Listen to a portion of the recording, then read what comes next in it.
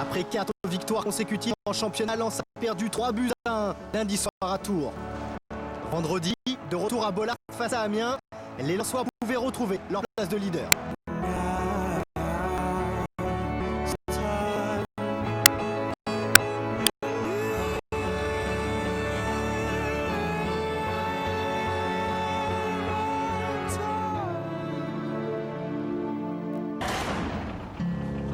Vendredi, tout près de Béthune, Noémie, pom-pom girl du Racing Club de Lens, sort de son école d'infirmière.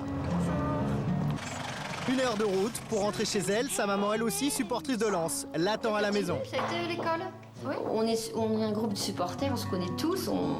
Alors tout le monde crie Noémie, tout. C'est vrai que moi je suis fière.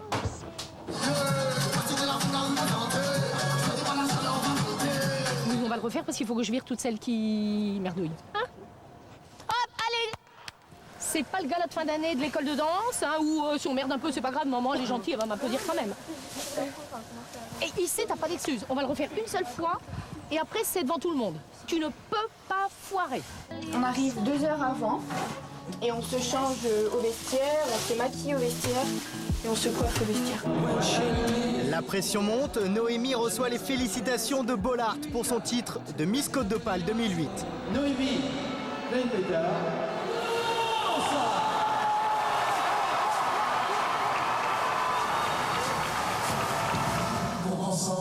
Juste avant le coup d'envoi, la famille du Racing Club de Lens rend hommage à Guy Lorich, salarié du club disparu brutalement cette semaine. Les Lensois entrent parfaitement dans le match. 9e minute, Johan Demont ouvre le score sur pénalty. À peine 10 minutes plus tard, à la suite d'un beau mouvement entre Boukari et Djema, l'international espoir double la mise. Lens mène 2-0. Noémie commence à souffler. Ça va, ouais. Espérons que ça tienne. Et Lens va tenir 2-0 score final. Les 100 et or reprennent la tête du championnat devant 32 577 spectateurs, le record de la saison. L'ambiance est phénoménale. C'était vraiment magique. Ce soir, exceptionnel. Hein. Exceptionnel également Boulogne-sur-Mer. Les voisins nordistes s'imposent 1-0. Un but inscrit dans la dernière minute du temps réglementaire. Metz s'éloigne un peu plus du podium en s'inclinant à Brest 2-1. Saucrier réalise un geste splendide pour le 2e but brestois. Mené 2-0 sur la pelouse de Troyes, Guingamp obtient finalement le nul grâce notamment à Wilson Oruma, l'ancien Marseillais bien inspiré. Sedan confirme à domicile face à Dijon. David Suarez marque son 2e but de la saison, côté ardennais.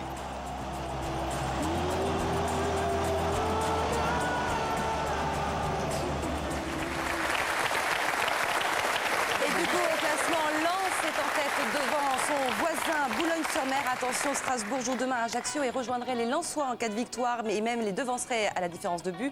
Strasbourg-Lens, ce sera d'ailleurs le choc de la prochaine journée dans 8 jours. Metz, qui n'a pas gagné depuis 3 matchs, est 4e avec 2 points d'avance sur Montpellier et Vannes. Avec une analyse des principaux adversaires des nordistes. Après 12 journées de championnat, le Racing Club de Lens a repris les commandes de la Ligue 2. Mais Boulogne, Strasbourg, Metz ou encore Montpellier sont toujours dans la course à la montée. –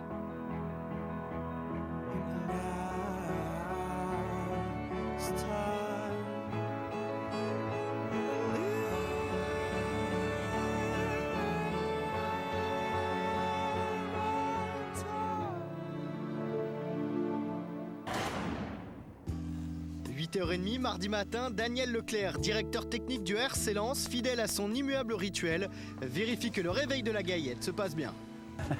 Ça commence par les femmes de ménage, ça continue par tous ceux qui sont responsables des terrains, et puis les éducateurs, et puis on arrive au cœur là.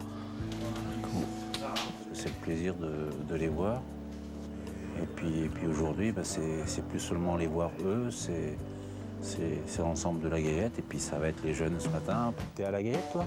Daniel Leclerc, dit le druide, a joué plus de 350 matchs en première division. Il a été également, en tant qu'entraîneur cette fois, champion de France avec Lens en 1998. On va voir les poussins parce que sinon ils vont faire la gueule.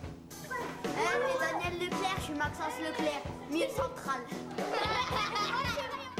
Une expérience incontestable, un œil d'expert pour analyser ce début de championnat. pour Ajaccio, ils semblent aussi certainement en retard par rapport à leur ambition. Confirmation vendredi soir pour le compte de la 13e journée, grâce notamment à cette réalisation splendide signée Touré. Tours écrase Ajaccio. Guingamp a un effectif quand même plus qu'intéressant, capable de jouer le premier rôle. Un effectif, mais toujours pas de résultat pour l'en avant qui ne sort pas de la zone rouge, 18e au classement. Bastia joue depuis un certain temps à la remontée et ils n'y arrivent pas. Est-ce qu'il va y avoir un découragement? En tout cas, aujourd'hui, ils semblent un peu plus rentrer dans le rang. Mais ça restera toujours une équipe difficile à manœuvrer parce qu'il y a quand même de la qualité. Et de la qualité, il y en a eu à Furiani vendredi soir. Face à Sedan, Bastia s'impose 2-0. Pierre-Yves André et ici Frédéric Mendy sont les buteurs de la soirée. Bonne surprise, et il y a toujours une surprise dans les championnats de Ligue 2, voire de Ligue 1. Et c'est Boulogne.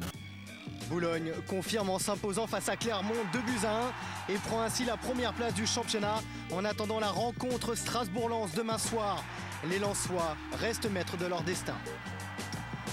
Si Lens ne monte pas cette année, ce sera la faute de Lens. Bien sûr, bien sûr.